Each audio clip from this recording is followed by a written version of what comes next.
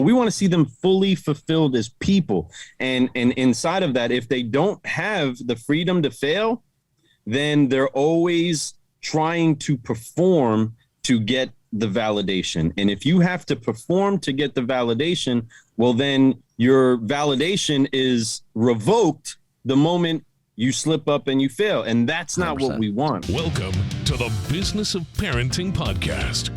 Tune in as we discuss the principles of successful parenting as a business professional. Here's your host, Jason Harris.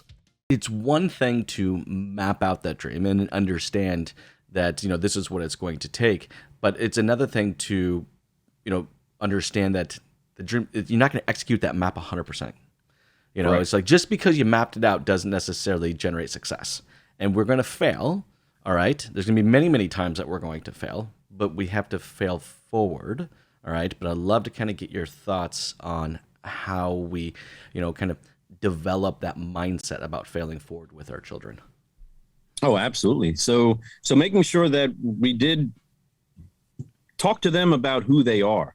It's one thing for a young person, your child, anybody, to fear failing. It's another thing for them to be in a posture where even if I mess this up, I'm still loved. Even if I completely screw the whole thing up, my parents still love me. I still am safe. I'm still going to get the chance to figure out what I want to do with life. So I am loved whether I succeed massively or I fail beautifully. Right? Whatever the case is, we wanted to make sure that we grounded our kids in understanding that we love you no matter what, which of course most of us parents do, but you can't screw this up. My expectation for you is that you find what fulfills you, not what fulfills me and my plan for you.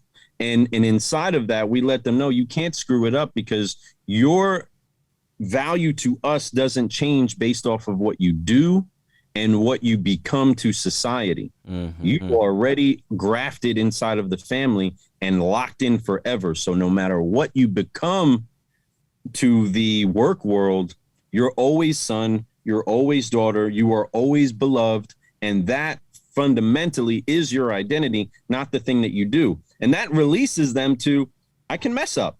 Well, it creates a safe place. It creates a safe place, right? And you know what? In business, all right, when we are leaders within business, this is also an important thing that we need to do in there as well. I mean, I think I have one of the best teams, right now because they feel safe to make mistakes. That's all right.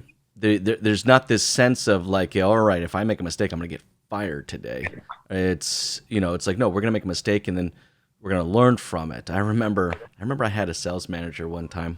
He was on an online auction, right, buying stuff, and supposedly he bid incorrectly on the wrong vehicle, and he bought this Acura TL, and it was like I think it had well, it was a crash. It was a unit, so the whole front of the car was missing, right? But he bid on this car. He bid on this car like there was no accident. So he paid probably. Did he have pictures of it? Did he even see it? Right. Probably going through this pretty quick, right? Through this pretty quick. Well, the first picture on the screen was a picture from the side. You really can't see that. I'm like, so is what it is. The auction house calls me, and I'm just like, look, my man in the auction says, we don't care. All right. He bid $32,000. I'm like, this car is not even worth 17. Right. It's not even close, right? And it's just not even close, right? He goes, what's yours now? And it's funny, without me even saying something, I couldn't believe this guy did this. Without me even saying something, he went to his bank, got a draft, brought it back, and with a letter of resignation, paid for the car, and resigned. And I was like, I'm not accepting either one of these. All right, we're gonna throw this away, because I took that more I'm like, okay, I got to take ownership of that because, yes, that's a big mistake, and we're gonna talk about it. Don't get me wrong, but I didn't at that point in time understand the importance of generating a safe place. Later on, when I did, boy, did I see an entirely different way of running a business, and it's the same with kids, man. Exact same way with kids. They can't be identified. seriously, the side of identification, I mean, if you looked at your ID today, none of it says that you're a podcast host. None of it says that you're a car guy. None of it says that you're a beloved husband or father.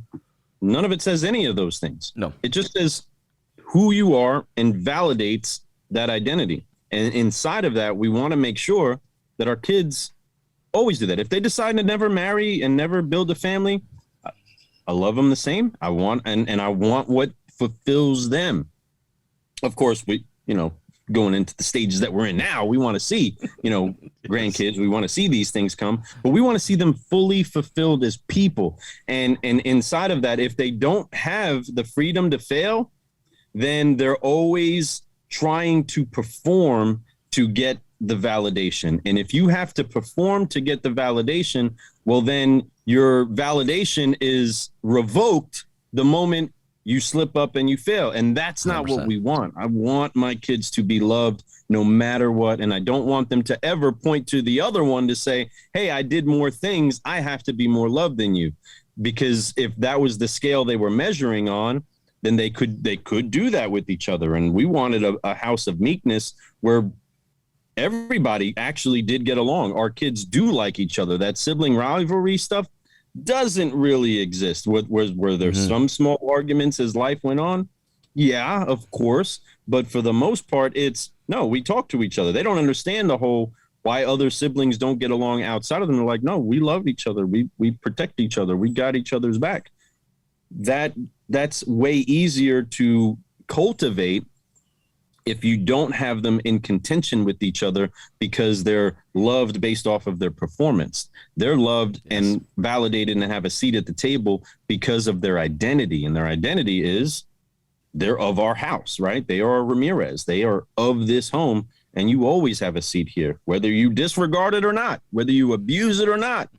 Your seat's still here and you're still loved. Thanks for tuning in to the Business of Parenting podcast with your host, Jason Harris. Don't want to miss new content? Be sure to check out the full podcast library at strategywithjason.com to stay in the know. Remember to like, comment, and subscribe. Happy podcasting.